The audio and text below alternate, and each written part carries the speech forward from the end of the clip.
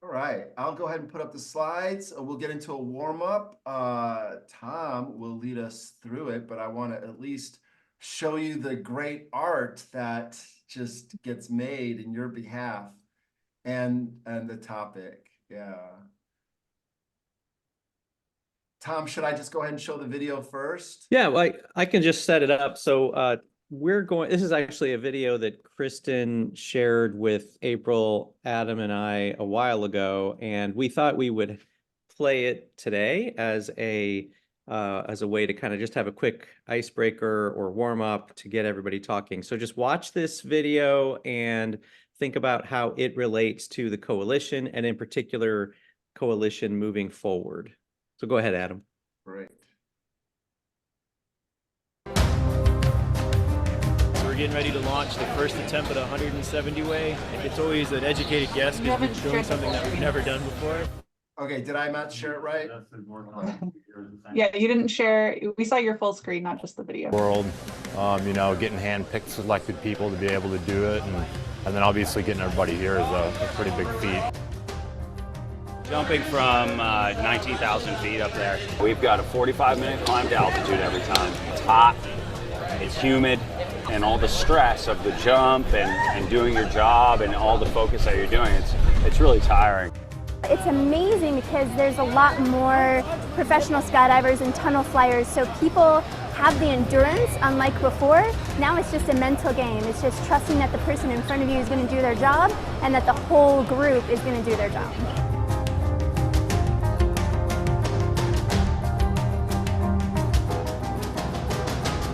It's a lot of gears in motion. It's a lot of things people don't see. Even the jumpers don't even realize how hard it is to have the 7 pilots all coordinate each other. It's a puzzle. The whole thing's a puzzle, and it's just a matter of putting the right people in the right places so the whole puzzle fits together. If one of the parts doesn't click, the formation doesn't build. It's critical. Everybody has to be perfect.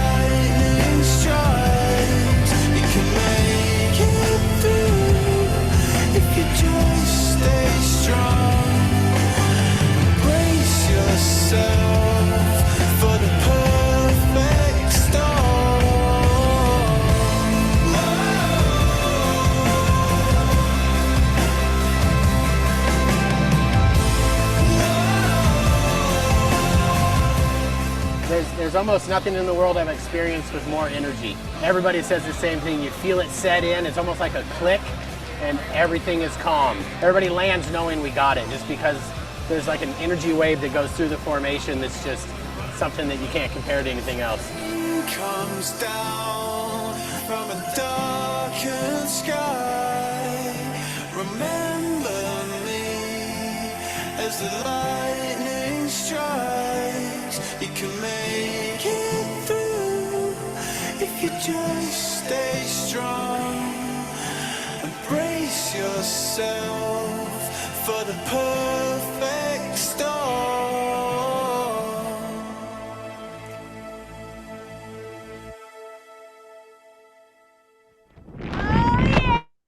All right, so surprise, we're all jumping out of a plane in early April, so I hope you're ready. Lauren, I know you're excited.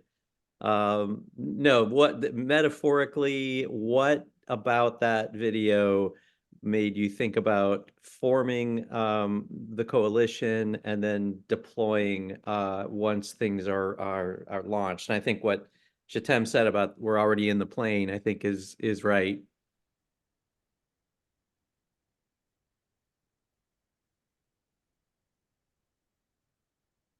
Takes a lot of planning for them to put all that together, as we're seeing, and it's a risk. You have to be a risk taker. Good. Yeah. What else? feel like I there's and I think that what it says too is you have to be focused on your responsibility in it, because sometimes we're all over the place trying to worry about what everybody else is. You got to be focused on you, your timing, because what you do is crucial to whatever everybody else succeeding to. So your part has to be your priority. Good. And trust. I think you have to, it's key to trust that everybody's going to stay in their lane and play their position. And then the whole group actually will manifest the purpose, or the goal or the objective, however you want to say it, for sure. Great. Katie, I thought I saw you trying to say something, but maybe not. I was going to say trust, so Katina said it well. Okay. Yeah. Yeah. Everybody plays their part. Trust. Risk. Has anybody done any skydiving? I tried it and it was awful.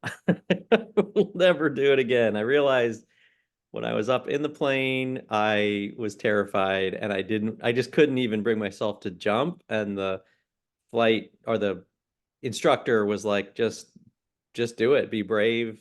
He actually was like, I don't know if this was a speech that he uses, but something about, you have to channel a lion and just jump out. And I did, and it was exhilarating, but I mean, honestly, I think I realized that it was I'm just not a heights person, but I don't think I fully grasped that until I was up there. I just thought it would be awesome to do, but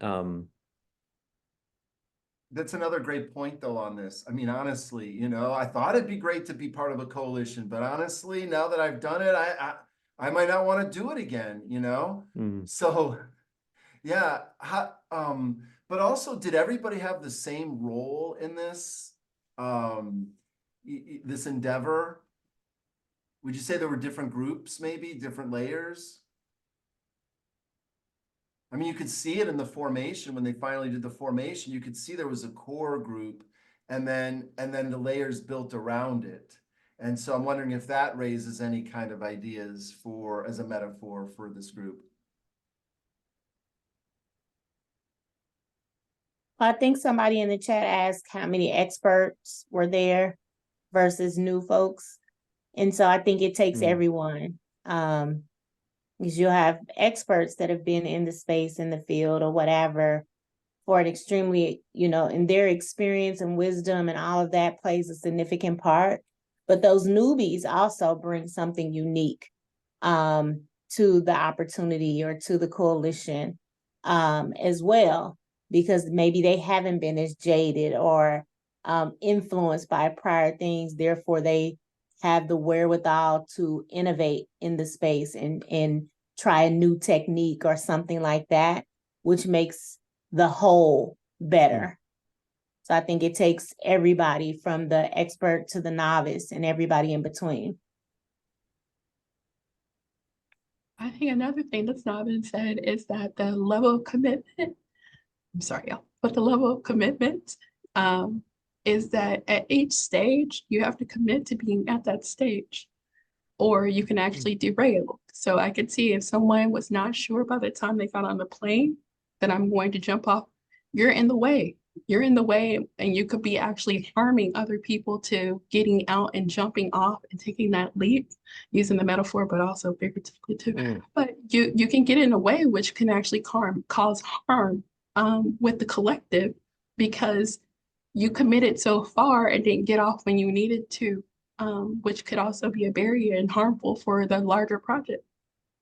Wow, good point. Yeah, and I remember when I did this, I was the last person out of like 4 or 5 to go, and literally the plane had to do like another couple of circles before I had the courage to jump out. But you're right. If I would not have had the luxury to do that if I were in a formation. I would have had to have jumped when I was supposed to. Wow, that's powerful. And the other thing that we don't know in this video is how many times did they practice this before they actually did the video? I mean, I'm just gonna guess that they didn't execute this perfectly the first time, which is okay. I mean, I don't know that, I mean, I think with the coalition, I think we've been in this sort of practice mode, training mode for the last, 6 months.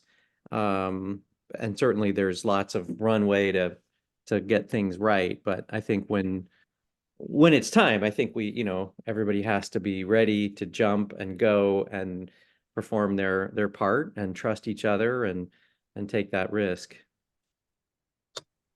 And The other thing that I would add is that it's not, just about the jumpers, they get the glory, but it's also about the people that made it happen. It's the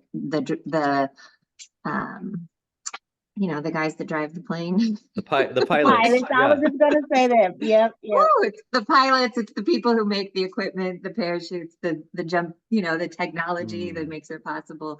The people who film it are their own, artists.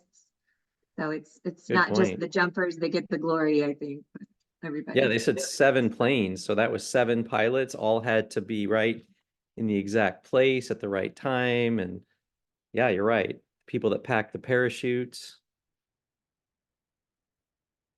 They didn't show anybody's parachute opening. I'm assuming they all all the parachutes deployed and they all Wait for managed to the get back. sequel. Part 2 is coming out soon. But I want to thank Kristen for the video, because it was out of a conversation. We were kind of talking about metaphors, and then she found that video because we were making the metaphor that a coalition, it's kind of like jumping out of an airplane. I mean, there's that first group and they're joining at the wrists, and then there's the next layer and they're grabbing their ankles, right? They're grabbing the ankles of the people at the core.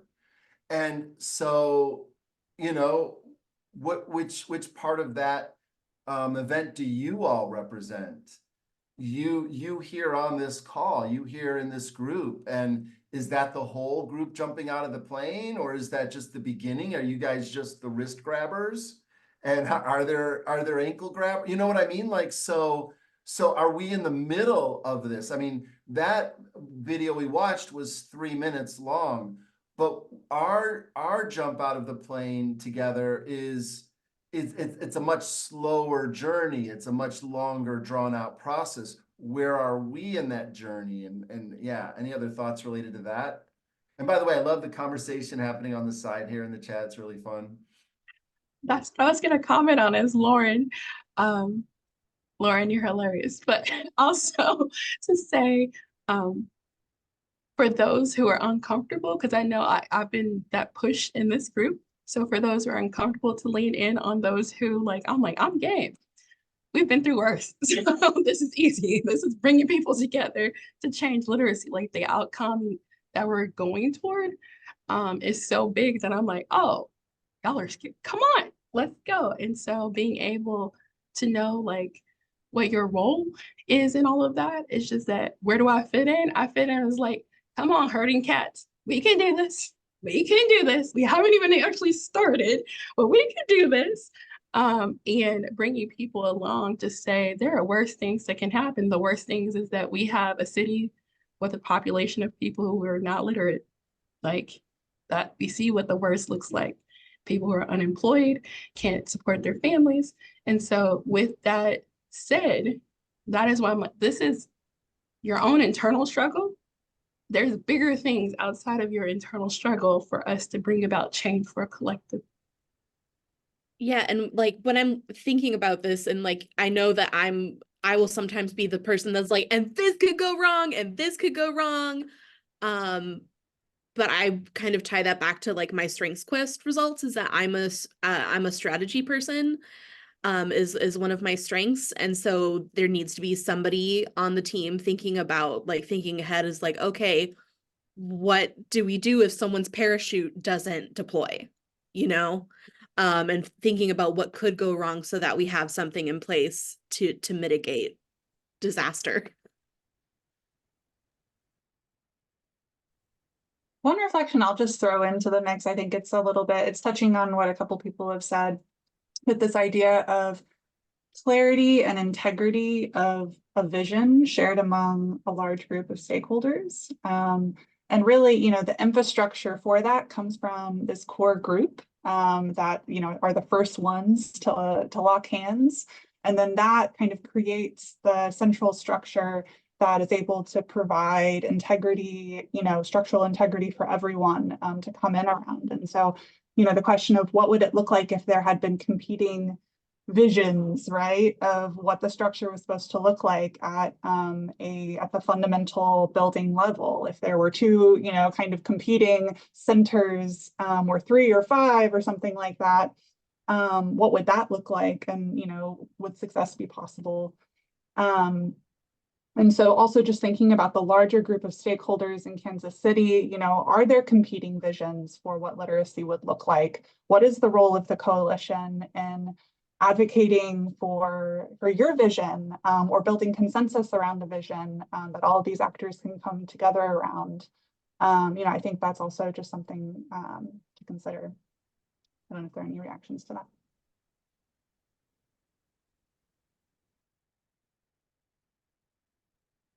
And with that, I guess I'll just add one more thing. With that also comes, like, you know, being like taking ownership of that role of saying, okay, we are the first ones that will lock hands. We do have a vision. It is worth going for, or at least worth building consensus around from here. And, you know, it takes that leap to be a thought leader in that space and to present yourself that way to the community. And one thing that wasn't mentioned, April, explicitly, but you just said it actually, when you were talking, what I thought about was climate, right? And so, you know, when you think about a jump like that, right, you have to take all of that into consideration as well. You know, the wind, the precipitation, you know, all the things, the climate. And as you were asking those questions, you know, are there competing interests? Are there other organizations or things that have a competing view? That's what kind of rose up for me was climate. What is the climate? What space are we really working in? How do we have the skills to ascertain what that climate is and then prepare to address what's happening in that climate so that we actually lead the charge and move our city forward as a collective group. So I love that because we hadn't spoken to it. And oftentimes, you know, we are not in control of the climate, but we are certainly in control of our response and reaction to what is happening within the space that can either move us forward or keep us stagnant. And so, yeah, I think we're uniquely positioned.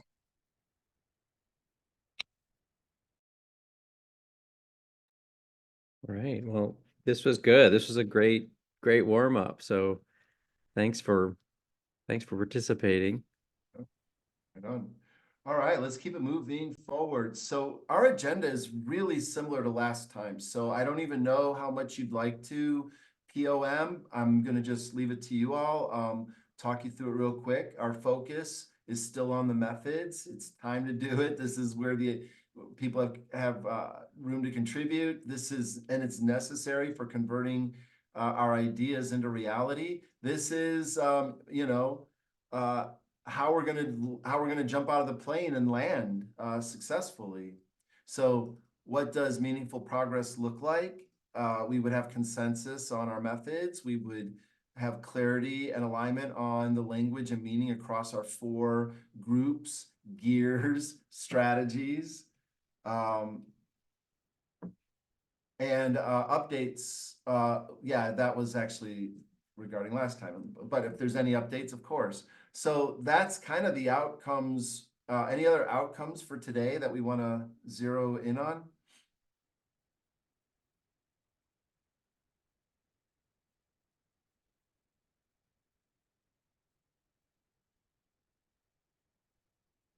All right, if you think of any, just let us know. Well, so, yeah.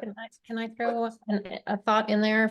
And maybe it's not today's outcome, but maybe it's the first step toward the outcome later, is like, because now my heart is racing because we're just about to jump out of this plane. like, we only have a couple of weeks, and I would love it if today's outcome at least set the path for like talking about what does that gonna, like, what's that next week after our last meeting? What's that look like? What's the first thing we do when we don't have consultants doing this for us Yeah, or leading us in it? right. Well, the first thing I would say is channel your inner lion.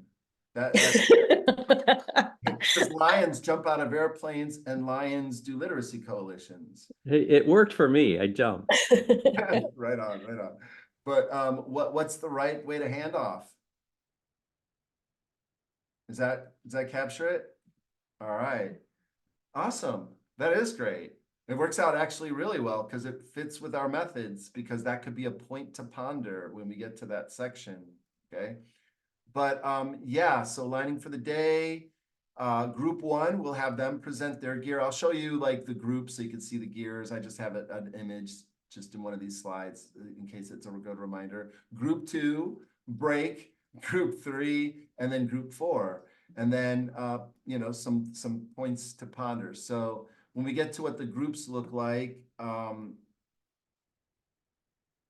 it's the coalition structure, partnerships, data and evaluation, and community and outreach. Is that right? Okay.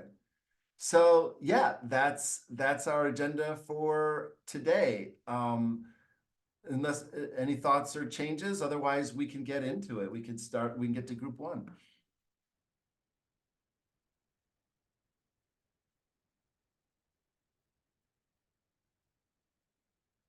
All right, then. Who's group one? Okay, we are group one, me, Tina, and Bev. And I was not here last meeting, and so we did meet on Friday though. And from what I understood our homework to be, we created tactics and actions underneath our sustainable coalition structure assignment. Yes? Okay. And I'm just taking you through those. Is that what's happening? Yes. So you're just walking us through, you know, in detail through your plan, since we didn't get a chance to talk through it last week. And this is an opportunity both for you to share out and for the group to give feedback and to build it out. Okay. Tina, Bev, chime in whenever and wherever. Okay, so first and foremost, we figured we would need some clear communication strategies. And the first action around that would be to establish and define a common lexicon. So defining the terms that we throw around all the time, which are like coalition and member and affiliate and partner, and who the leadership is and what all those terms actually mean when we say them. And then sticking to a consistent lexicon so that we're not all confusing each other or other people outside of the coalition. And then we need to continue strategic planning.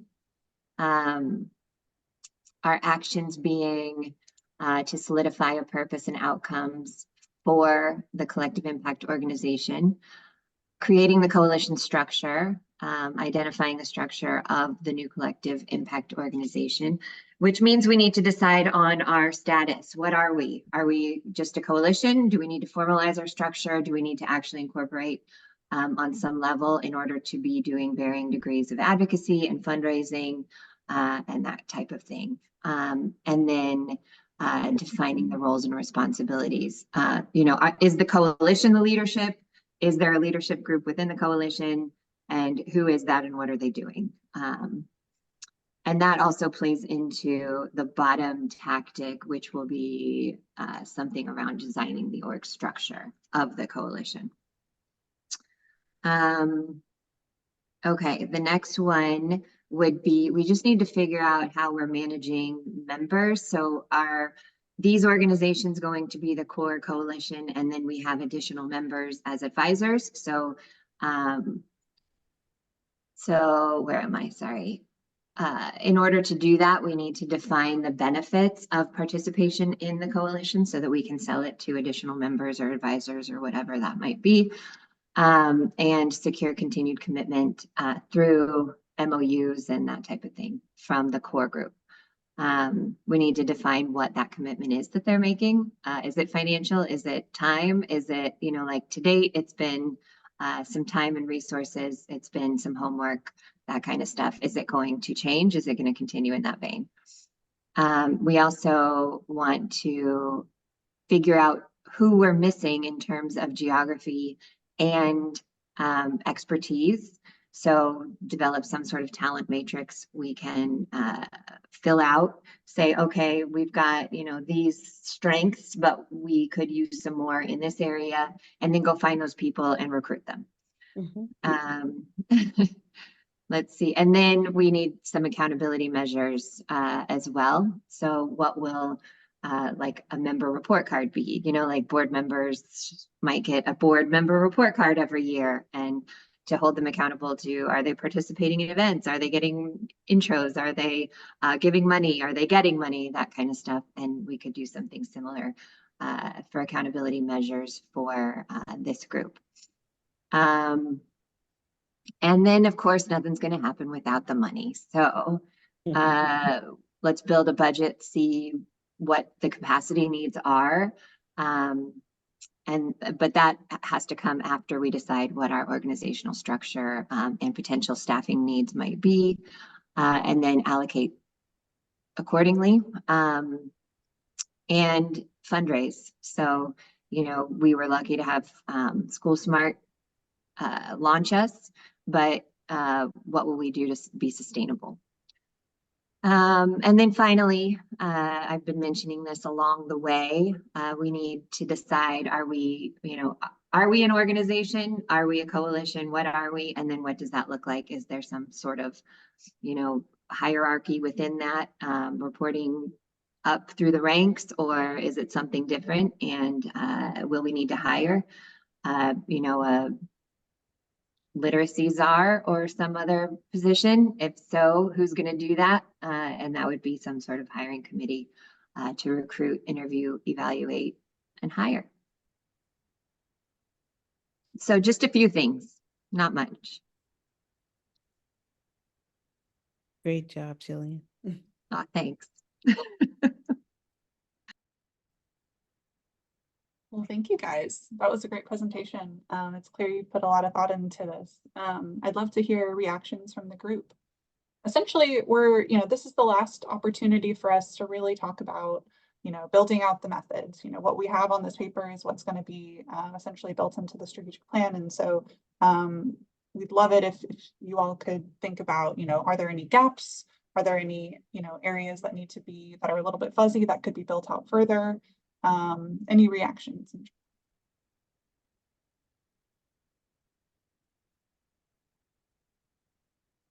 I just want to say thank you to the group. This is really thoughtful and detailed and feels very comprehensive. I'm not saying there aren't possibilities that people have other ideas, but it's a lot of good work. Thank you. I would like to just chime in. I'm going to grab the screen share for just a moment. As I look at it, I think, all right, what we're trying to do is turn this gear. You know, let's say the coalition structure, you know, I have my little dial from 0 to 10, you know, 5 being over here. And we'd say, all right, where are we currently in our organizational structure? You'd say, well, gosh, we're really early in our development. We're probably at about a 2. And where do we need to be in order for our coalition to reach its outcomes? Well, you know, I don't know. I'm just going to, for the sake of conversation, just say we need to be at least at a 6 or a 7, you know? So then what we want to do is turn this gear in this direction from a 2 toward a 6. And as we do, if this is the right gear, which I believe it is one of the right gears, it will start to produce the outcomes you say you want, which, just to show you, would be like over here. So if this gear is working, it's producing those outcomes. And then as you're talking through your steps, I just copied and pasted into here, you know, what would it look like to turn the big gear is you have these, and then you're defining them further and populating them, clarifying what we're talking about. And to the degree we do that, we complete the strategy. And so I just want to it's more of a review to show how this is all fitting together. So yeah, as we're looking at reactions to this first gear, yeah, any other comments? When I look at the work group one is doing, I think it's incredibly important because I think they are mapping out the next steps of like what Kristen was talking about, of establishing like where to go after the consultancy ends. And I really think that it's just on front of mind for me that I feel like we need to be making decisions about some of the things in this first group before, you know, this project comes to an end. But that's just kind of like, that's where the chronology of it works out for me. Might not be true. I appreciate that. It looks like it's pretty sequential. I mean, the gear thing, you know, things are going to be happening concurrently, as Lauren was kind of talking about. But in terms of an easy win, like defining those terms, you know, I feel like that's something that we could do in a meeting, you know, in theory, and then be able to like, okay, move on to the next thing. And that can feel, I mean, I guess that's the idea behind an easy win, that you can feel good about it and go on to the next thing.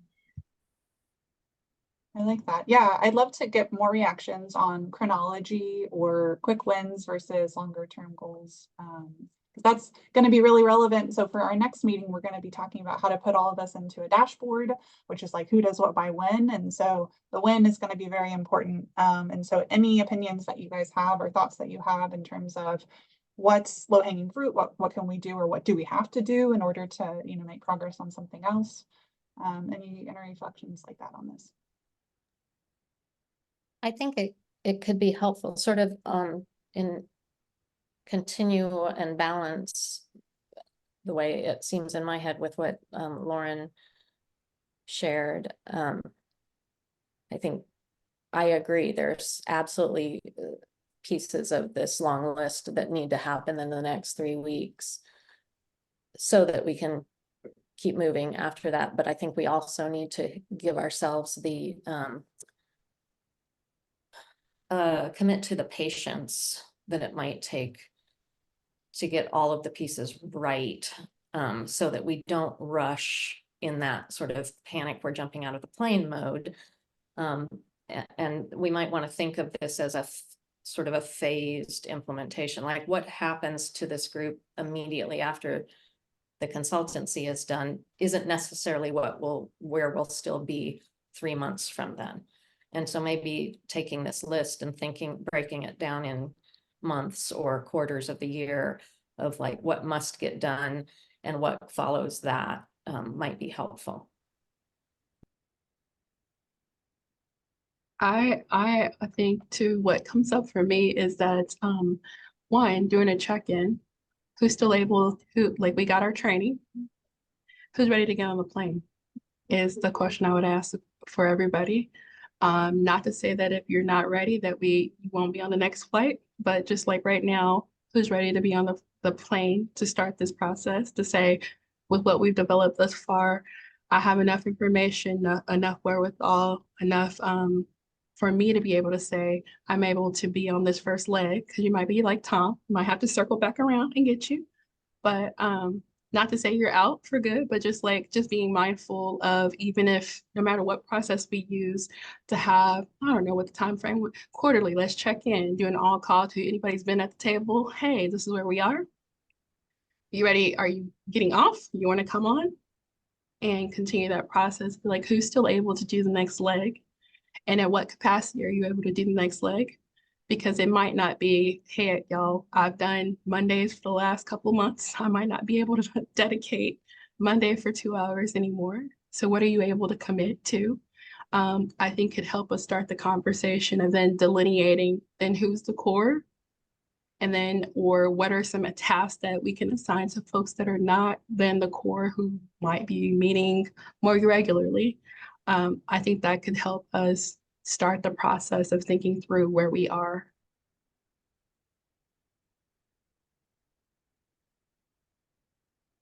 And I think, you know, the jump, you know, sticking to our analogy today, the jump had to be scheduled. So when they set the schedule for the jump, then all of the preliminary work had to be done. And so I think that's where we are, is like closing out this consultancy in the next few weeks is just a part of the process leading up to the jump. And I think then we own when we schedule this jump, right? And then that will help us, move forward in terms of the win of getting some of these other preliminary things done and moving us along and getting the gears moving. And so when I think about it, and I've looked at other coalitions and we've talked about other coalitions, and oftentimes they were meeting a year or 2 years or whatever before the larger community, knew what was happening, what was going to be happening, and all of those things. So to Kristen's point, I was thinking when she was saying that, give us ourselves the grace to actually work this entire process so that when we do make the jump, then we're actually ready to make the jump. No lives lost.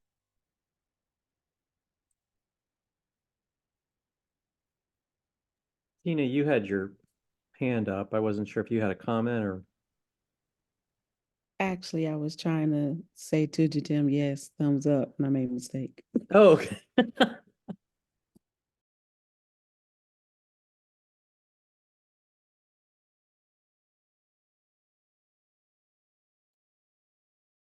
Well, I like where this conversation is going, and I think there's been some nice proposals in terms of how to make this a little bit more actionable. I heard, from some people thinking about, or Kristen, I think was the one that mentioned phase implementation, kind of building this out into, essentially a timeline of, who does, or, what needs to happen. And then the question is, to Tim's point, who has the bandwidth essentially to be able to take on different legs of the journey. And that can kind of start, answering the question of who does what by when, and also, potentially helping to clarify some governance and leadership questions, at least in the short term. And I want to add a little heat in there too, because I think this is one of the make or break moments for coalitions. There's mapping out the jump, and then there's doing the jump successfully with nobody getting hurt, right? Yeah. And, let's start using kind of our time together so far as a gauge for, okay, this is what it looks like to work a couple hours a week together. Is that enough? Do we need more? What has it been looking like to do outside work? Has that been too much? Could I have more do I have more bandwidth? Or, that should start to kind of, and then let's compare that to the kind of list of things that need to happen for the coalition. And, that begins to kind of help give us a good read on the reality. Yeah, it very may well be that you all make a decision that like, hey, we have not enough bandwidth to take on this first leg of the journey, and therefore maybe fundraising has to be our #1 priority so that we can, fund staff time for this. That's just an example of, a decision that you could make.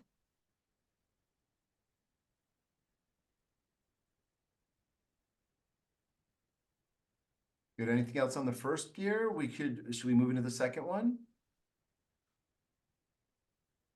So we are now talking about partnerships. Who is going to help talk us through the partnership plan? Jenny and Jatim, take it away. Jatim and I met about this a week before. So we both reviewed it and didn't see where we could add any more than what we did the first time. But we're completely open to feedback. Do you think you could just talk through it one more time so that it's fresh on everyone's mind? Sure, I can do that again. So there's the first one was muses. And so our tactics were finding those muses locally and nationally, have maybe creating a research group. Our theme throughout is kind of creating a research group, creating a group to identify kind of the same thing as before.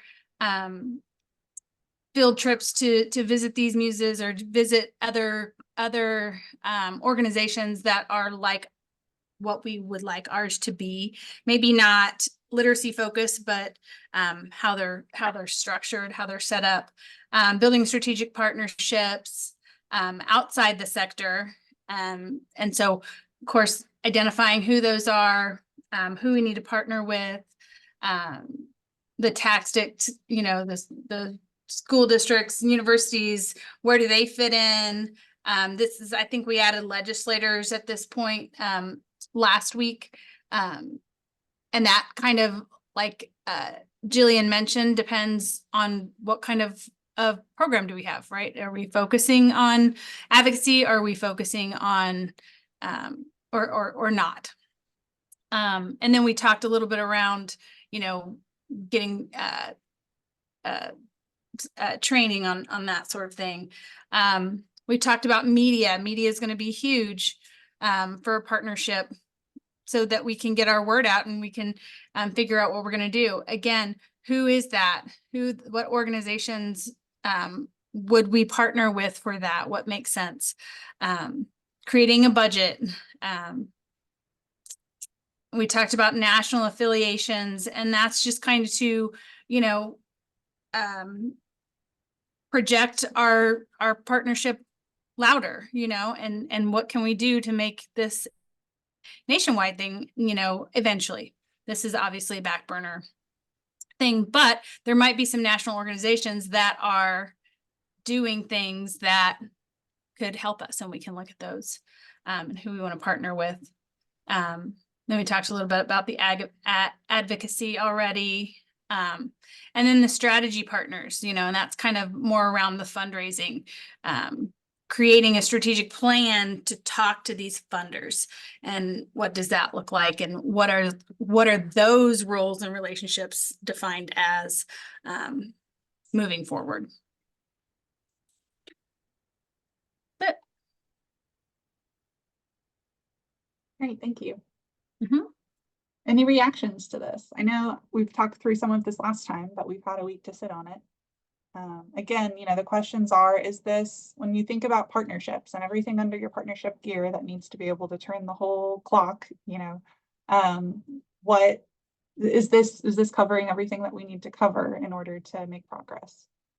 Or where is there, where do you have lack of clarity? Where would you like more clarity? How can we build this out to be more specific, more detailed?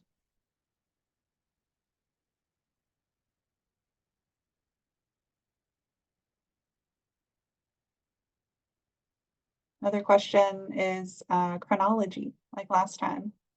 What are quick wins? What are kind of longer term goals?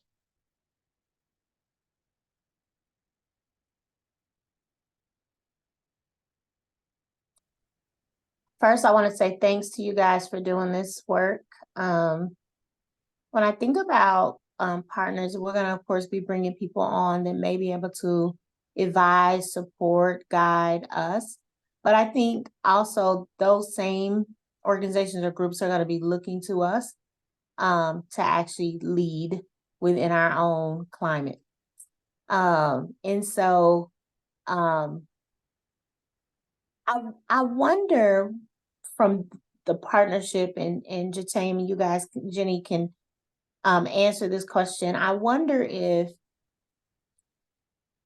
were we looking at it from a place or a position of strain, knowing that we can do this, or if we were looking for more partners that, yes, they'll help us and guide us and all the things, but are we sure enough in our own ability to do this work? I wonder about that. Tina, I would say it's both and. I think that where we are now, you've heard me. I think we're ready to just start something, to even just let's one foot in front of the other and keep moving.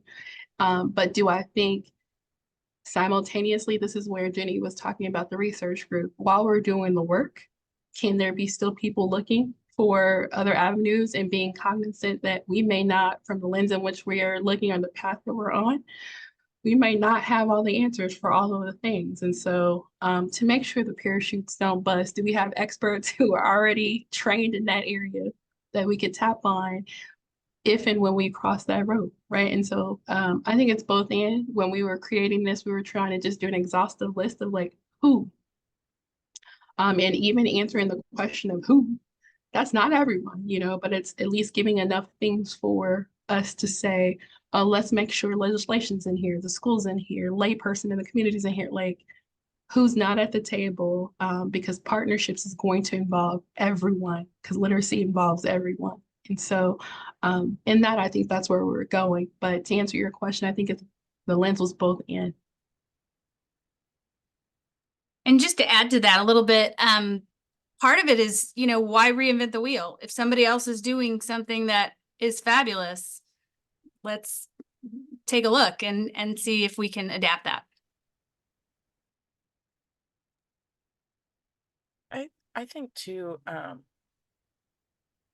I was sort of on the periphery of this conversation, so I wasn't really in the actual meeting, but I think it goes back to what Shetem you were talking about earlier, like who in this particular group at this table right now, what does it look like after the next few weeks? You know, what in this particular partnership, in this small group, you know, whose involvement, what does it look like? So I think like that's really important to kind of think about even before we think outside of this group. You know, what does your commitment look like after, you know, this particular Monday group is moving along? So maybe that's another piece of just thinking, you know, what does our individual involvement look like beyond the next few weeks? So.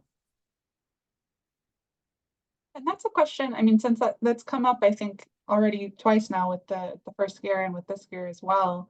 I mean, do you all have a sense of already of like, hey, I am so excited for, you know, April, not me, but, you know, the month of April. You know, I'm ready to go. I have, you know, 4 weeks marked off in my calendar and ready to take this by the you know, reins or whatever. And then are there people that are like, man, I know I'm just not going to be able to, you know, join in over the next couple of months. But you know, the summer's looking really open. Like, have you guys gotten that far in your thinking?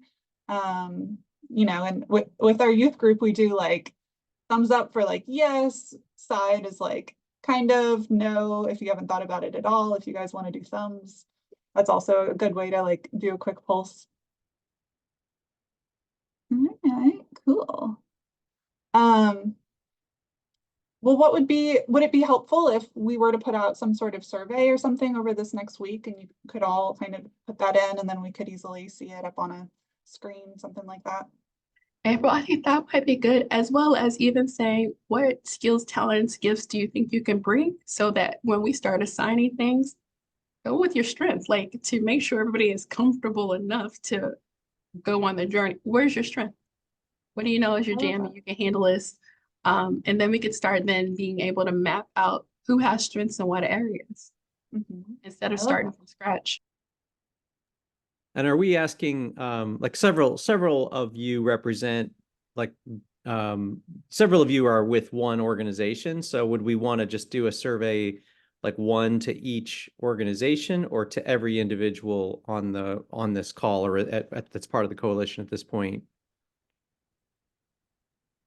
I think it'll be everyone. Yeah, I would think both. Yeah. Okay. I would like it to be everyone, and is there a commitment from the organization? Like, because when we say everyone, yes, I mean, my whole team has been here throughout this process, but should one of them have a conflict? Should one of them not be able to continue? Like, turn the page is in it, and we'll figure out that. So maybe it's a yes and that makes sense. And the overarching organization's commitment. Yeah, it'd be kind of funny if turn the page was out, but everybody on your team was in. So yeah.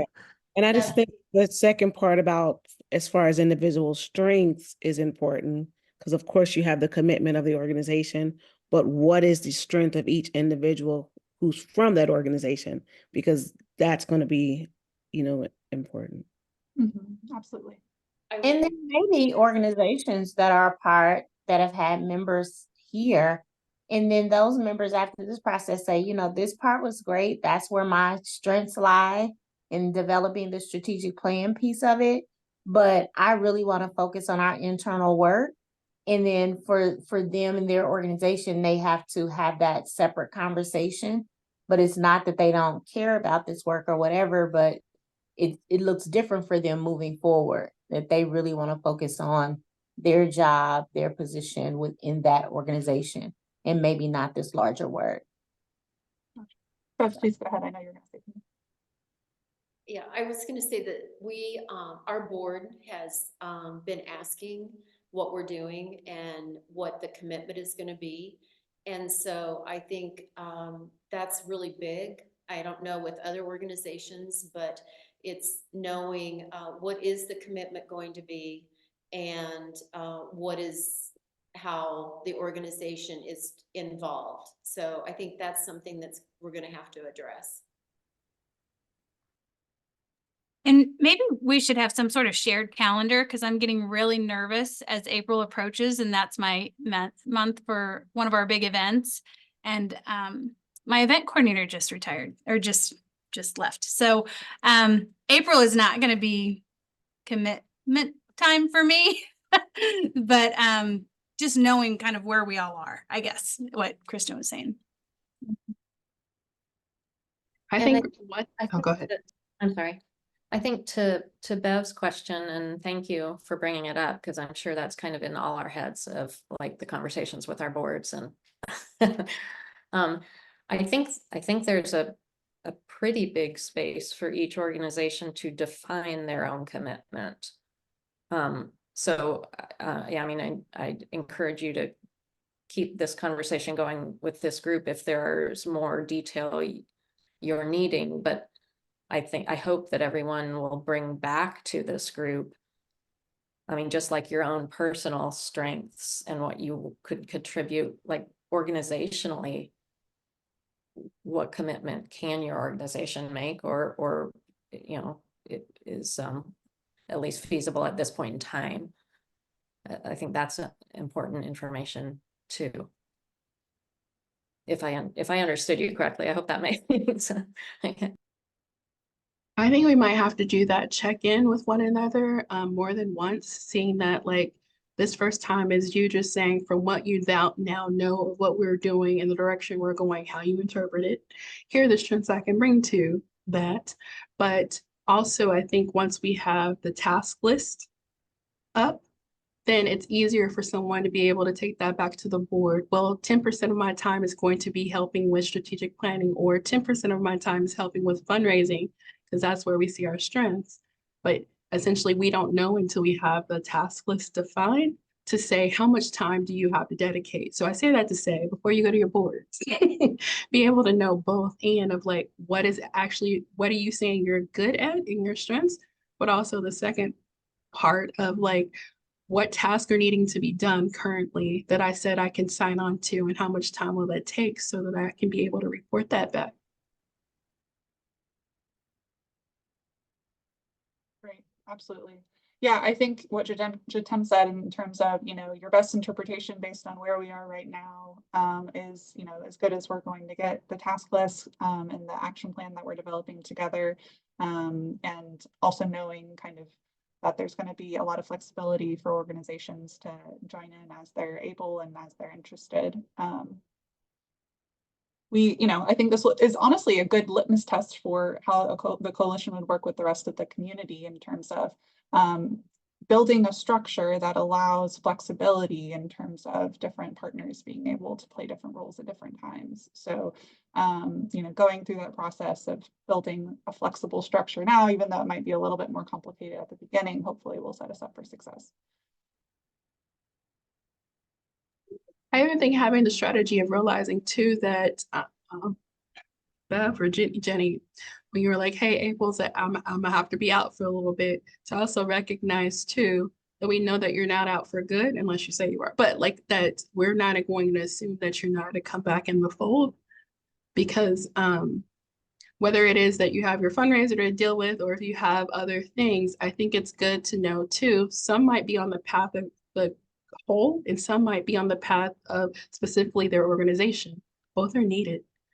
Because when we get to the part of like restructuring our organizations, depending on whatever we decide as a coalition, we're going to need experts on both sides. And so that you're still a part of the coalition, like it's all needed to be able to bring about change.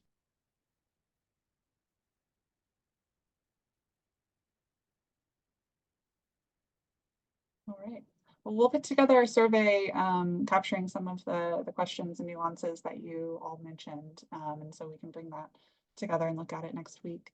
Anything else on partnerships gear? I know we're about at time to take a break, but I wanted to, oh, Adam, go ahead. I'll say one thing real quick. I mean, as we're using this jumping out of a plane metaphor, this group skydiving metaphor, I mean, here's where we're at. We said, hey, y'all, Kansas City, we need to jump out of a plane, you know, who's in, you know, the literacy jump, you know, and so this is, but there's more people involved, so we need to make space for them. So we need to make sure who's included in Kansas City and this jump, who's not on this plane. Oh, are you guys organizing a different jump over there? And should your jump and our jump get coordinated? You know, so we're in this process right now. I think really it's about, you know, part of the question is claiming, you know, making the claim of like, hey, this is the literacy jump, you know, and how do we all get in this together? I mean, these are just things for you to consider. I mean,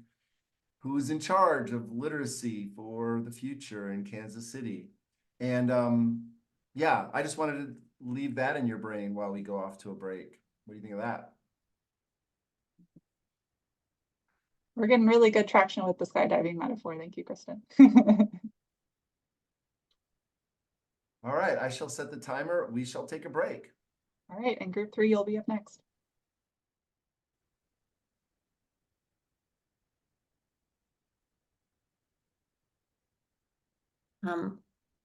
So we worked really hard to put our thoughts together meaningfully on paper. We were almost to the point of being very happy with what we wrote. And then Kimberly had the brilliant idea to put it in ChatGPT, and it just came out so much better. So we did not cheat. We did the hard work, and we talked about how we should rethink ChatGPT as a good tool. But Katie, do you want to talk through some of this? Because I feel like you had the initial thoughts more clearly. Sure, I can. I'll just give you all a heads up. I am very sick, and so if I just like start coughing, you're gonna have to take over, Kristen. But thank you. Okay, so yeah, so like we said, we worked on a really good write-up and then kind of had ChatGPT make it clearer, I would say. So we went through each idea that we had come up with, and we found that there were some overarching thoughts that needed to be in place ahead of time. So we want to start, I guess, the conversation with each of the things we put together down there as tactics.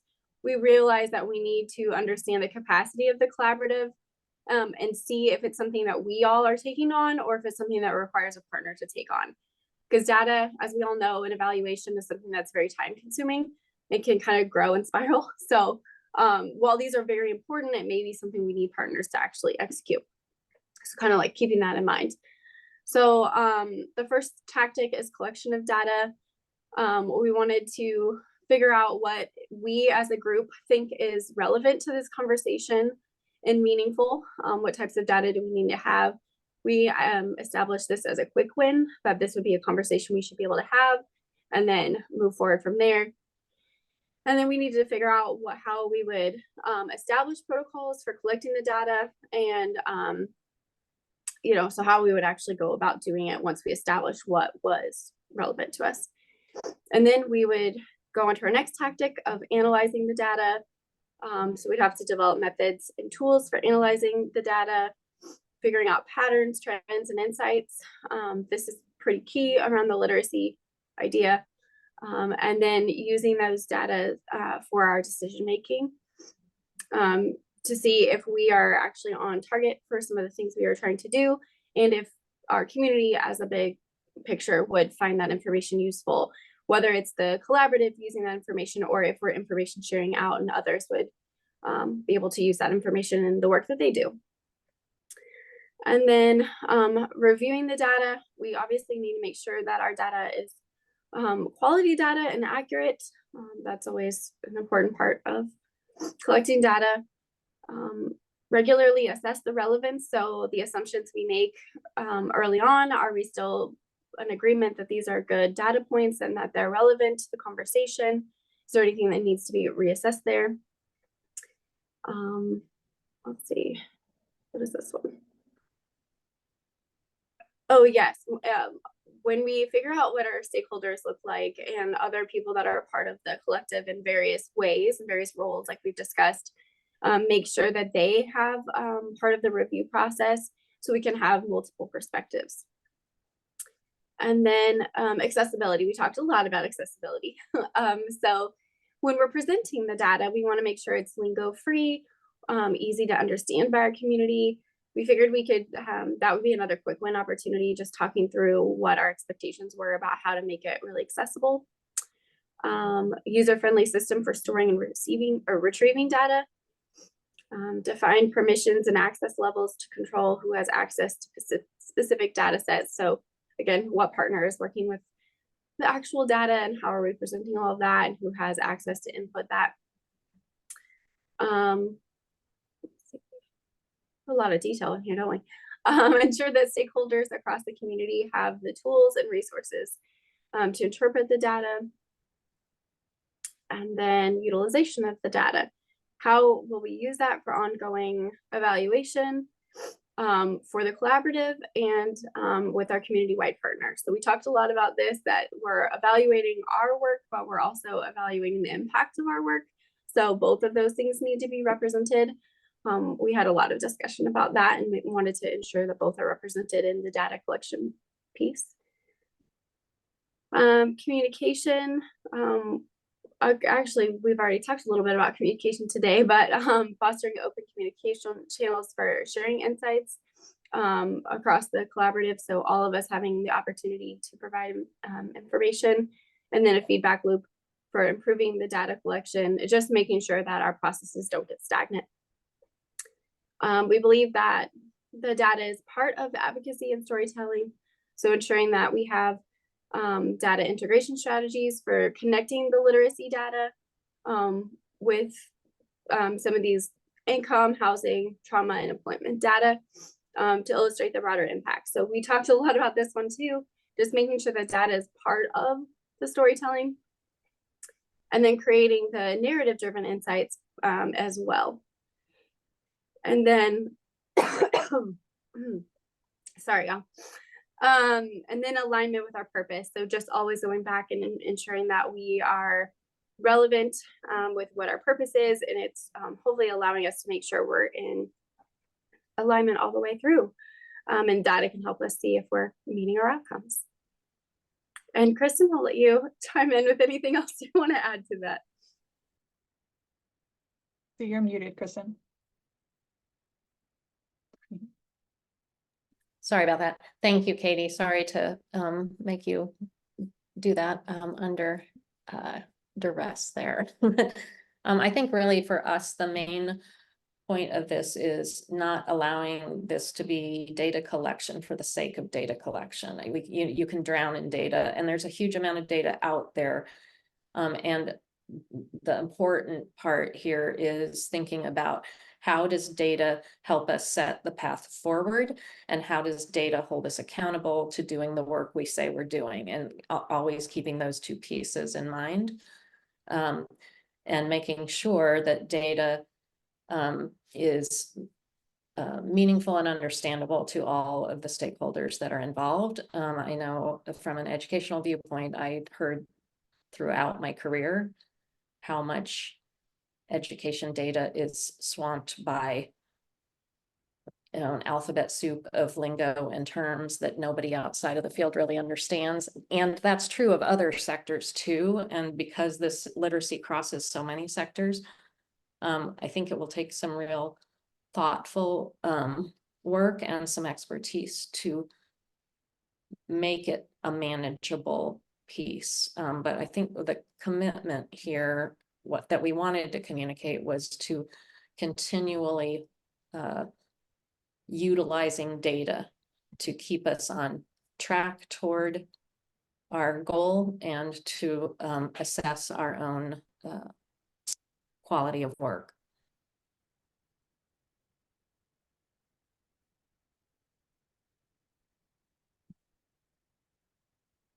Well, thank you guys. And I'll be the first to say thank you on behalf of the group. It's clear that you put a lot of work into this, and I think this really progresses our thinking in terms of, yeah, the data focus for the coalition. I'd love to hear some reactions from people.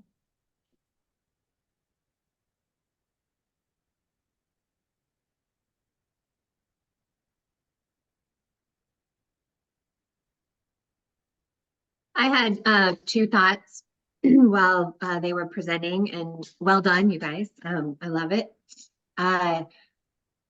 My first thought was, depending on how the funding structure ends up, there may be additional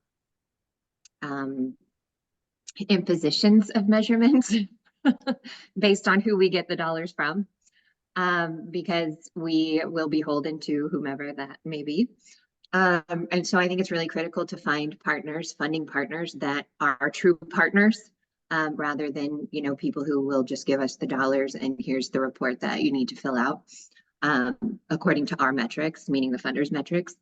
So that was the first thought I had. And then the second thought I had was that I'm going to go out on a limb and say none of us are going to be the right evaluative body for this. And I think that we have really great resources in the community that we could turn to, both educate, like universities and organizations. So, and the two that come to mind off the bat are the Midwest Center, and I think that at UMKC, and I think that H&R Block, or the Block Foundation, does a lot of funding of the Block School to do evaluative work for nonprofits.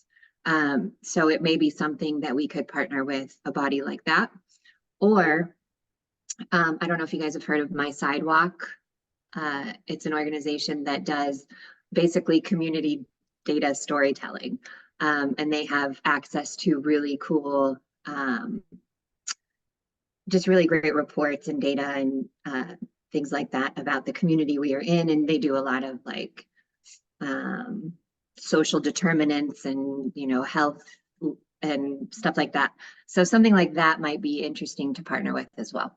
But those are the two things that came to mind as you were presenting that, because a lot of this stuff is, you know, let's go to the people who know how to do this stuff really, really well. Mm-hmm. One thought that comes to mind for me in terms of data is, you know, I think this first tactic, collection of data, and the first action, define the types of data that are considered relevant and meaningful. Like that's going to be huge for, you know, you as a coalition, and also, you know, potential thought leadership on, you know, for the entire, you know, Kansas City community on this topic, because we know that there's a lot of administrative data, right, that's being collected by all sorts of different entities. That just becomes sort of a data soup that, you know, may not even be measuring the right things. And so, you know, is this a matter of bringing together the data that already exists and making meaning of it in new ways, new and more useful ways? Or is it truly defining new indicators that are most useful for this vision of literacy in KC? And, you know, building out new data collection methods, you know, to be able to and analysis methods to be able to pull that in. And so it might even be both. It could be a mix of both. But I think this first action step, to find the types of data that are considered relevant and meaningful, is really where, you know, you all have, you know, you mentioned needing to like outsource and bring in other partners and that sort of thing. For kind of later stages. So I think this first stage is where you really have a lot of expertise and experience to bring to the table that will be useful in kind of setting the path forward.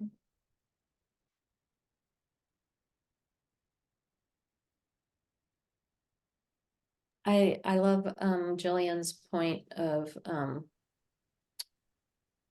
looking for the right partner, particularly the right funding partner for this type of work. And as I look across the different, like we now have potentials for needing funds for each of these different years. And I don't know if this is the right time to bring it up, and if not, we'll just table it and it can come back to it later. But I would just like to share out that Turn the Page KC is able to offer ourselves as a fiscal agent to this group throughout this first ambiguous phase of what are we, so that some fundraising can happen before a decision necessarily might be made about, are we becoming our own fiscal group, or what does that look like? So just if that helps kind of keep a mindset toward the timeline, and can we do these things in a reasonable timeline, just know that that is an offer.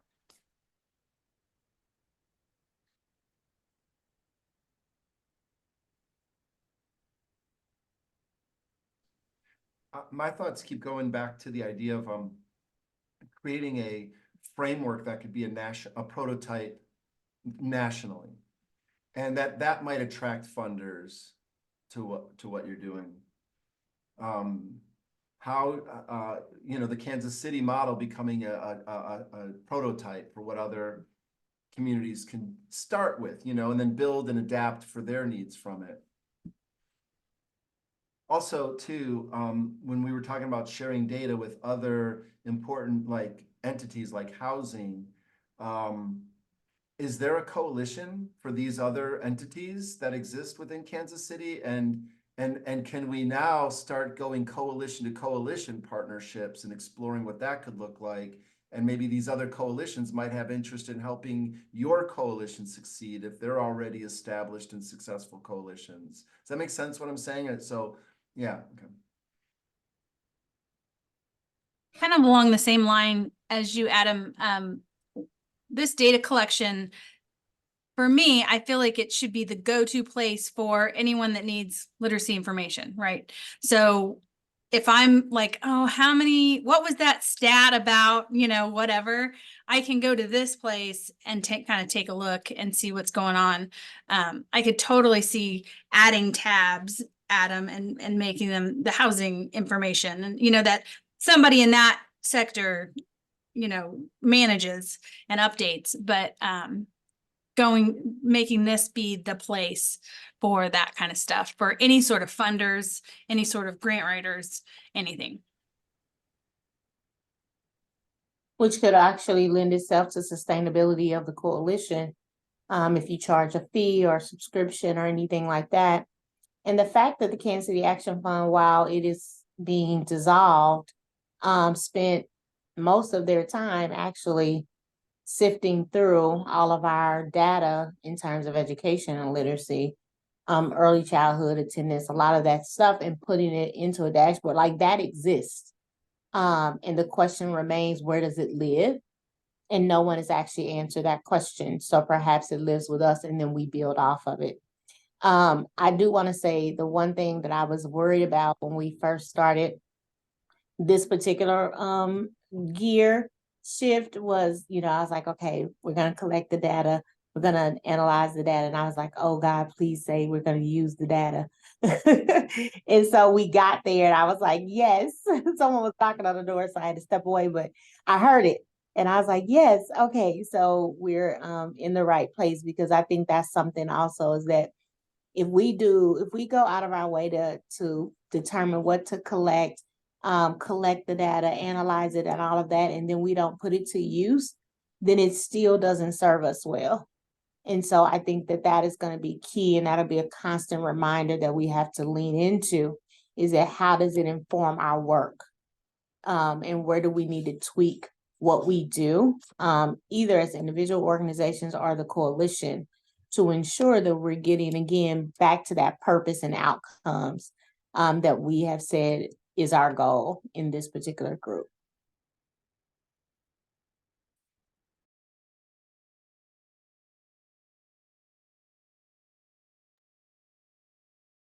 All right, any last thoughts on data before we move on to our next group?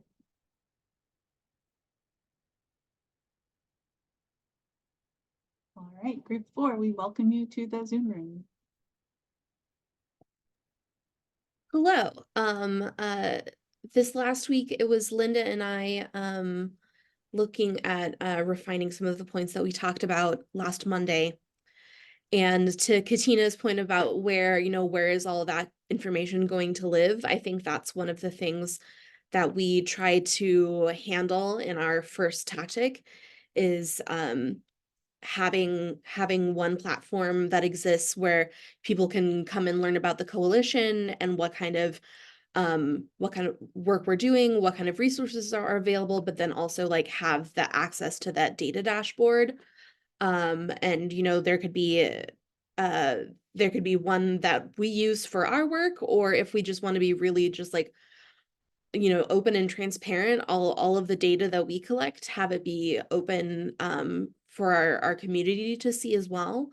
And paramount for us is making sure that that information is accessible, and making sure that maybe we have a different version of a website that's in Spanish, making sure that it's compatible with screen readers for people who are deaf or hard of hearing. For people who cannot read a screen or have visual disabilities. And just making sure that there's technology in place for everyone to be able to access that information. And that also there's opportunities for people to connect directly with community with access opportunities. And then a long range goal for a platform, a place where all of these things exist, would maybe be a resource hub that is a brick and mortar space. So this is hopefully somewhere in the future where you can come and find your decodable readers and your bilingual resources, and maybe this is something that we work with our library friends on, is having a space with more borrowable, shareable resources. Our marketing strategy I think is going to be really key in this, in terms of once we've come up with shared language and clarified language. Part of that needs to be a name for us and what we're calling ourselves. And maybe a quick win could be finalizing on a name for our coalition, coming up with a strategy to make that announcement to the community, like a press release or a live stream event, some kind of, press kickoff. And then do we need to work on branding and marketing for community accessibility? Do we need to hire a marketing firm? Do we need our own logo? Deciding on what communication methods that we're going to use internally. Do we need to have our own email address? Do we need to have a shared calendar, a calendar for us to schedule work group stuff, and as well as like a community calendar with resources on it, and just general like getting a PR campaign sketched out, and how we want to promote the coalition. And then eventually this would be hopefully another long range thing, a kickoff summit where we have a symposium and speakers and resources, and maybe over a series of days.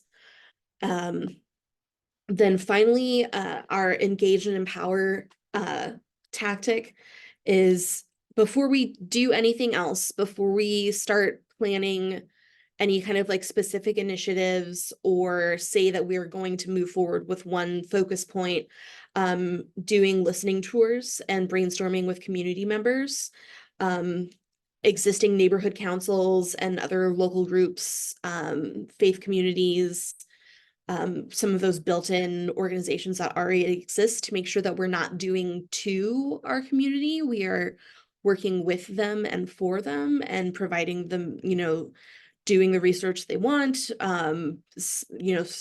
finding ways to solve the hurdles that they think are the big barriers to literacy success.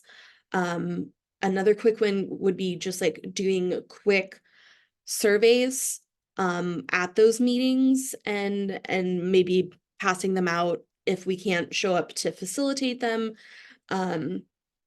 We thought about, we didn't want to completely get rid of the information sessions, but when Linda and I were talking about this, we were thinking about like, what is a motion and what is an action?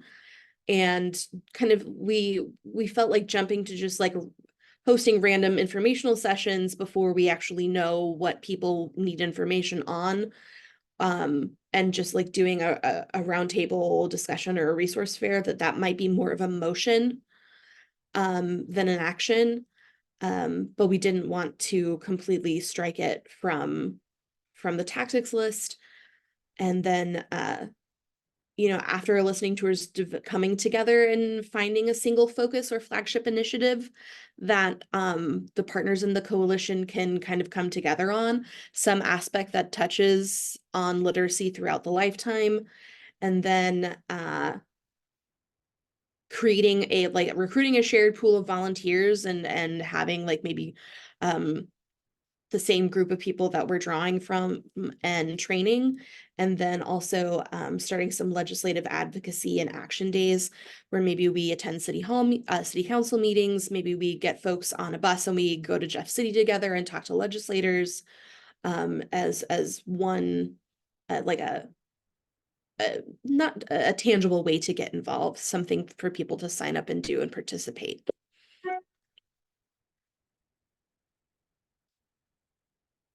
That's what I got. Thank you, guys.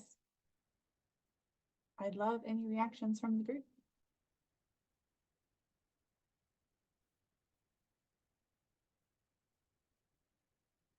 And we also kind of talked about with the strike through on the informational sessions, including the right to read screenings. That's been something we've talked about, for a long time.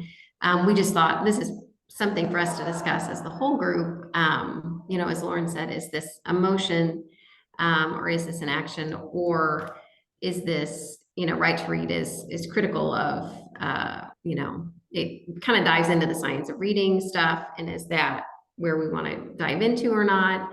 And thinking about our partnerships with schools,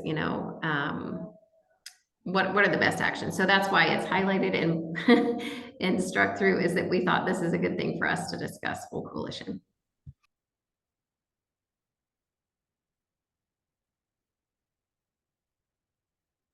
All right, great. Well, I think those were good questions for the group to react to.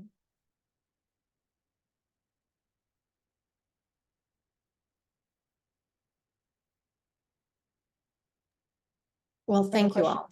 questions? I don't want the silence to not communicate our appreciation. It's just, I'm sure we're all just still wrapping our head around how much and complex. And honestly, the first thing that struck me as you were moving through this is like, oh, wow, this is like real boots on the ground, get out there and get the work done. Which is why I'm taking a long time to sift through it. So thank you for the hard work.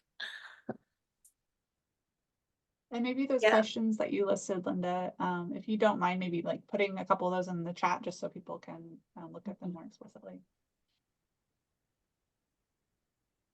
My reaction to this is kind of along the lines, I think what Kristen was going with is like, this is very practical and clear. So I appreciate that.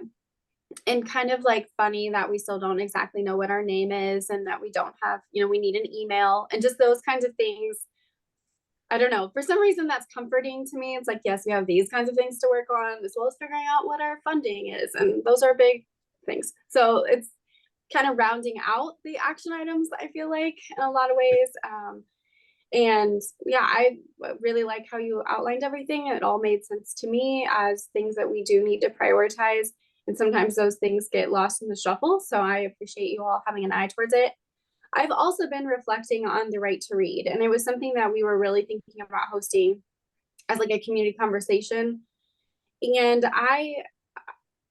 while I find the information provided really, really useful and very thought-provoking and very kind of rallies the troops vibe. I don't know if it isolates and if it would make people, I don't know, like pitting against each other. And I don't know that's our intent, right? We're trying to figure out how everybody is working together to achieve this goal as a city. And so I've had that same thought, like, this is really good information for folks to have, but also, is this really the approach we want to take? And I don't have an answer for that, but I'm glad that you all are having those thoughts as well, because it seemed like a really clear path for a little while. And then upon reflection, I don't know if it's going to help us actually get to our outcomes, right? And so I think it's a useful conversation. I don't know that we're going to be able to get to the end of that today by any means, but I definitely appreciate that you all kind of want us to pause and reflect on that before just jumping in, because it seems like low-hanging fruit or like a quick win because we were so poised to do it for a while, but I just don't know if that's our best first action. And so, yeah, I appreciate the pause on that.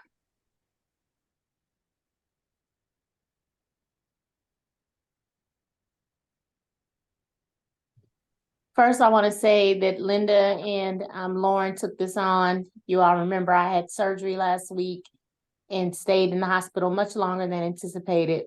So I did not contribute to the end result of this list.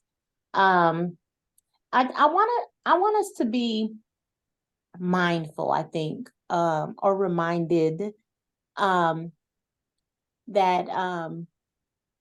yes, we would love to, and I think that we are going to have ample opportunity to bring people together to solve the crisis that exists around literacy. But we can't do that, even thinking about my surgery, for instance, right? I can't get to better health without addressing the thing that was causing me bad health. And we have to face those things. And that does oftentimes require, telling hard truths, putting a mirror in front of systems and institutions and organizations and or individuals that have been harmful. And it's not to attack them, it's to attack the problem that exists. And so I want us to not be afraid to do that, because oftentimes that's the only way you get to the outcome or the purpose that we have set up for ourselves. And not that it matters around this particular documentary or anything like that. I think that's something that we're going to have to consistently toil with and challenge ourselves around. We can't always play nice in the sandbox. Can we do things in love and still tell the truth? Absolutely. Is that truth always going to feel nice? No, it's not. But in doing that, we actually, one of the things that drive me all the time is I ask the question, is this in the best interest of children? If the answer to that question is no, I don't do it. Even if it's something that may be fun or interesting or whatever. And I think that's the same thing. Is like, do I want to keep this relationship? Do I want to maintain this good feeling, all the things? But if it's harmful in getting to our purpose and our outcome and shifting the trajectory of literacy in Kansas City, it just has to be talked about. I think that, sorry, I didn't want to talk over you, Katina. Go ahead, Lauren. That we definitely need to be approaching this issue as a literacy, as a civil rights issue. And that's, I feel like, the core of the Right to Read message. I think my one, and this is,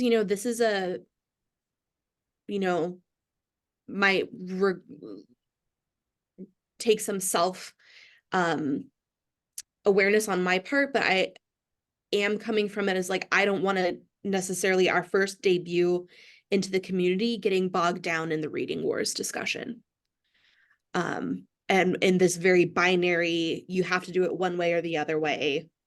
And that I feel like is maybe not, I guess, like, I wish the world can have as nuanced a view as we have on things, but like, that's not, when you talk about the climate right now, that's not what the climate looks like right now. It's you're in one camp or the other.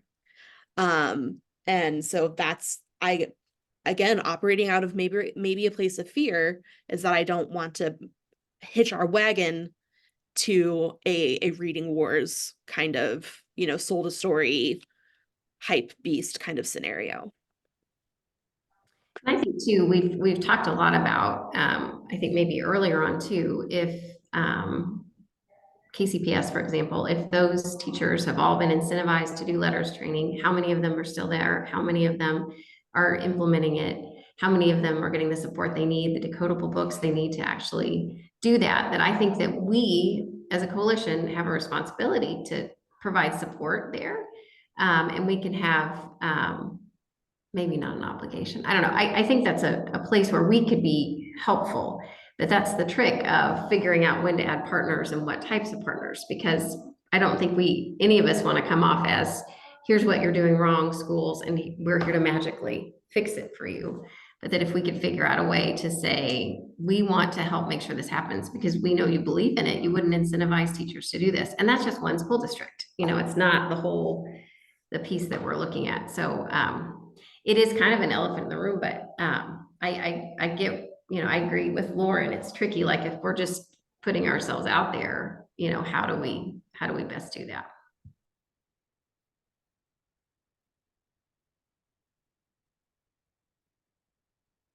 Maybe one more comment on this. I do want to keep an eye on time, and we have some discussion questions we'd like to get to as well.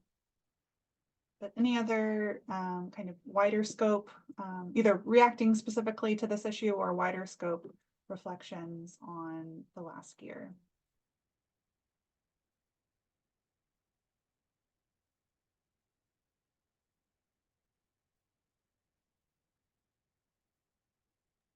I'm a systems thinker. So with that said, like even right now in this latter part of the conversation of just like, what's our approach essentially is what I'm hearing, like how, but you will always, it's the social worker in me. I'm on both ends, hands down. So the approach that I want us to be mindful, no matter what we're doing, is all of it is needed. We have to essentially, we've agreed that we have to disrupt systems. That's with the S. And in disrupting systems, that we will all, for lack of a better phrase, have to carry our cross, bear that cross of whatever comes with doing that. And you have to determine for yourself the area in which you're able, or how much you're able to do that. But similarly, to the analogy of the plane, as long as you're not preventing or being a barrier or obstacle and moving forward, like you have to be cognizant enough as an organization or as an individual to say, and this is how far I can go. And that can be the strategy. Like that can be the strategy of realizing maybe to some point, then this person's like, and y'all, I'm out. Our organization can go no more. I wish you well. Here are the things I can do. I might now need to take a back burner, and you need admin work done. I'm there, but I know I can't, our face can't go further than where we are right now. And recognizing that and being honest, I think that part where you were talking, Katina, being honest enough to be able to bring that to the table, because it's not, all of us are not going to be able to play in the sandbox at the same time. And being able to tell that truth so that, again, we're still carrying it forward. I feel like I'm preaching, but that's what I want to be cognizant of it's going to be uncomfortable. We had the conversation maybe 2 weeks ago. It's going to be uncomfortable along the way, but allow that uncomfortability to be a part of our strategy, the larger strategy of just like, be honest, like how far can you take it? What are the strengths that you can take that with? And then what is still needed? So if you're able to say, I can go so far, as building in mechanisms, who else do we need to bring into the table that can carry it a little further than where we are able to pass off the baton? And I think this, I mean, just to kind of also reflect back what I'm hearing and kind of thoughts that are coming to mind is, what is the coalition really going to stand for, and what's really important for you all to project out into the community from the coalition's identity versus individual organizations' identities. And maybe, the coalition will have a very specific sort of exterior facing, front that, hits these outcomes and has this tone, but maybe there's also a way to build, within the whole coalition ecosystem, ways for, you know, specific advocacy priorities from specific organizations to have their own initiatives under the coalition. Or, you know, I think we can think creatively about that if we are thinking, you know, it sounds like there's maybe political tensions here and there. We, like the consultants, at least Adam and I haven't, I don't know if Tom's seen Right to Read, so we're only guessing at sort of, you know, what's going on under the surface. You guys know your context really well, but this is only one example of, you know, potential tensions within the space that will come up, you know, over the course of, you know, the lifetime of the coalition, the issue of literacy, you know, in Kansas City, particularly if you're doing political advocacy. And so thinking about the sustainability of how are you going to do political, you know, political advocacy in this space with longevity in a way that, you know, builds consensus, right? So it's just, you know, food for thought in terms of, you know, there's a way to do it. We just have to build the structure that that allows that to happen.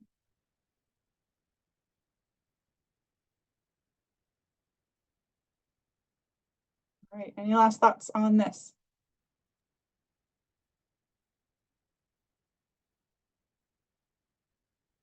Okay, well, congrats guys on making it through all the gears. I felt like that was a really good conversation. We got through a lot of really, yeah, I feel like we just got through a lot of important stuff through those conversations. And I hope that you can kind of start to see the full picture now that we have, you know, the tactics and actions populated. It's kind of an exciting time where things are starting to kind of click together. But Adam, I know that you had some questions you wanted to get through with people, so I'm gonna hand it over to you. Yeah, well, we were already talking about major points to ponder, so this might just add to it.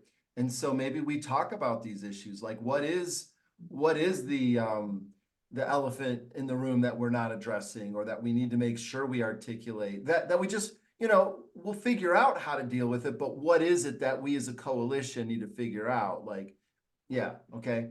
And so I want to add to it. So I just made a little slide here of our pondering brain. And I was noticing the skulls down here. I'm just like, wow, this is very deep thoughts. Okay. Like, yeah.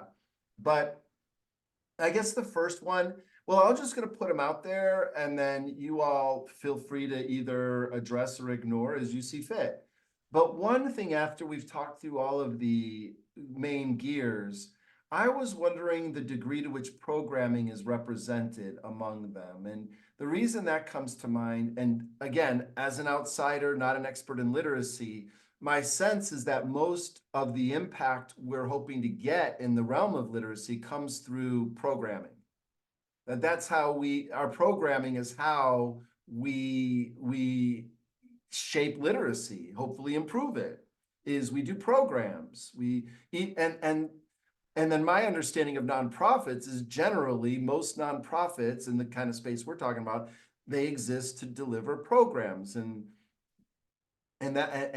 so what a coalition does is it's meant to unite all the programming, make sure that all the resources that go into programming, which again, correct me if I'm wrong, but it tends to be most of what organizations put their resources into would be programming, either the programming itself or the staff to deliver it, or, you know.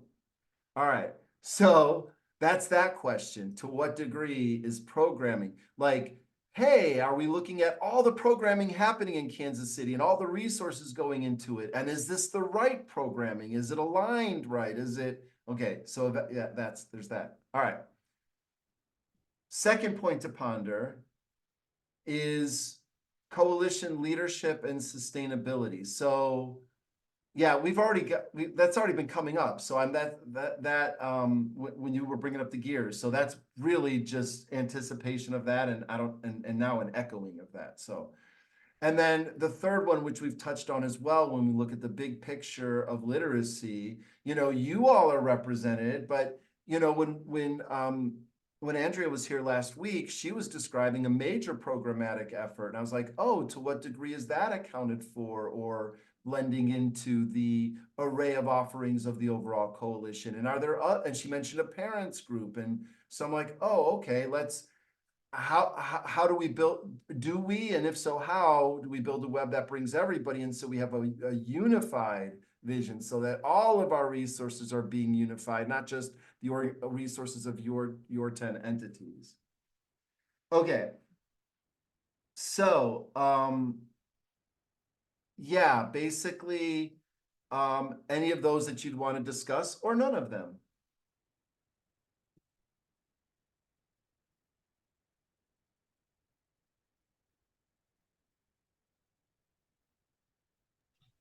Can we ponder and respond at our next session and that be at the top of the agenda? That is totally allowable. Yes, I do love that. I do. I mean, honestly, I wish we did more of that. You know, hey, let me have a pause here. I had a mentor who would call it golden pauses. She would say, these are in conversations. Sometimes there's this rush to get to a conclusion, but sometimes wisdom is that, you know what, let's pause and reflect. So yes, I welcome. maybe I was gonna say, which is exactly the visual that you had, Adam, with the brain pondering, you know. Sorry, Lauren, go ahead. or even that we could be thinking about these things and answering them on in the group chat in Basecamp throughout the week. It's a nice thought too.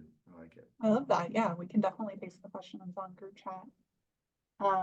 Yeah, I think the most, I mean, all of these are, you know, urgent in air quotes questions, but you know, the most immediate would really be, from my perspective, the programming question. If this is a matter of needing to build out a programming gear or make sure that we have intersectional tactics and all of the gears that focus on programming, if that's something that you all would like to prioritize or you don't think is adequately, you know, there's not been adequate attention to, we'd want to devote some time to doing that. But it could be that it's already it's already baked into what you already built out. You know, I think probably the answer is a little bit of both. So I like the idea of thinking on it a little bit over this week. Think about your specific gear maybe, and beyond in terms of like what programming would look like. And we can Would come back to programming that. be its own gear? I don't know. Is that, did you say? Right. Okay. Cool. So yeah, ponder away. Feel free to ponder more, and yeah, then that gives us a little extra time to just reflect on our gears, our conversation, and then do a little plus delta or more of a little plus delta to wrap things up. Yeah, I mean, over the course of this week, we'll be putting out that survey for you all to look at. I think we as consultants, unless you guys would like to do it, we as consultants can take this really strong draft of, you know, tactics and actions that you've created and start to kind of put together a more cohesive, you know, formatted version that also starts to think about, you know, the timeline, trying to think, you know, do a first draft of phases essentially, so that we're able to reflect that back to you guys. So we can do some work on that this week. Next week, according to our schedule, we need to get into sort of data in a little bit more specificity. So the question of, you know, what is useful data for the coalition to be capturing, and specifically going back to our outcomes. And thinking through what's the most important data that we need to be capturing according to those outcomes. And then also, you know, essentially building out anything that we want to be tracking for our dashboard for the coalition that Tom's going to be building out. So that's larger term goals that we're trying to track, you know, over time, but also, again, getting to that, like, who does what by when. So all of those questions are going to be very top of mind for next session.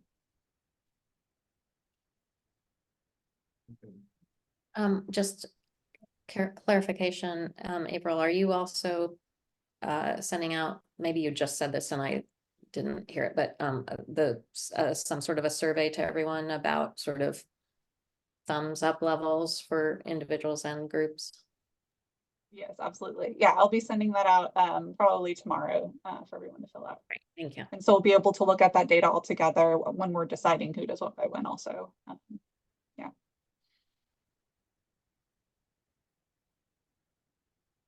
Any other thoughts on where we are looking at today's discussion, where we need to go, things that are really burning on your mind that maybe questions we need to answer or things we need to bring to everyone's attention?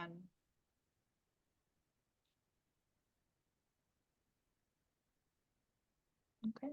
You getting Well, we ready can to do plus jump off the delta, plane?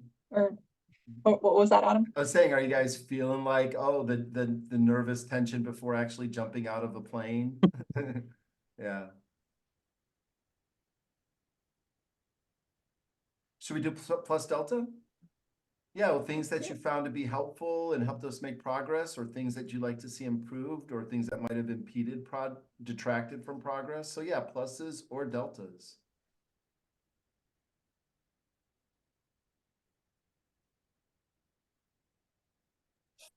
The questions to ponder, whether, while going through the details of each of the gears were great, but the questions to ponder, I think, were the most powerful thing for me today. Because it really is going to force me to think about what is missing, and to kind of do like an overlay of all of the things that we've talked about, and determine whether or not, we need an additional gear, or where do we see programming built in to the other things that we've already addressed. So that's the most powerful thing for me today. All right. Thank you. Good. What else? What other pluses or deltas?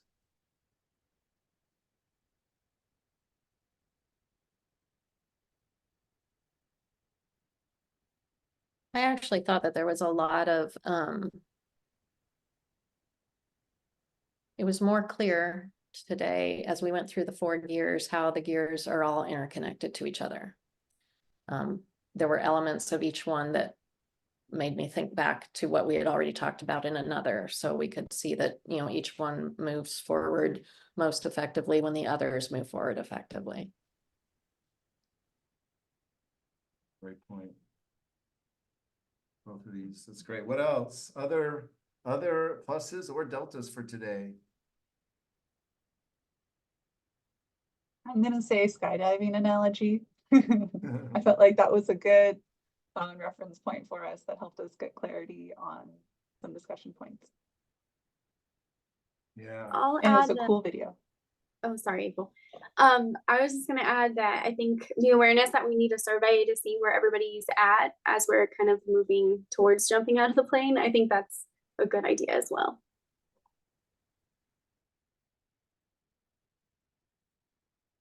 I'd say a delta for me, and this could just be, like I said, I'm kind of overwhelmed on my personal work front, is seeing all of the things that need to be done in front of me before, I know that we're a team and I won't have to do all of those things myself, but it's a lot. It's a lot. It's exciting. And at the same time, it's a lot.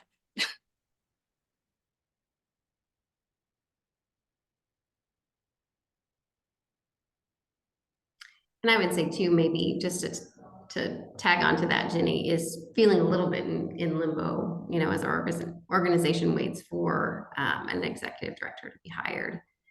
I think both Bev and I agree we don't want this to be sidelined in the process, and so just that's kind of tricky for us.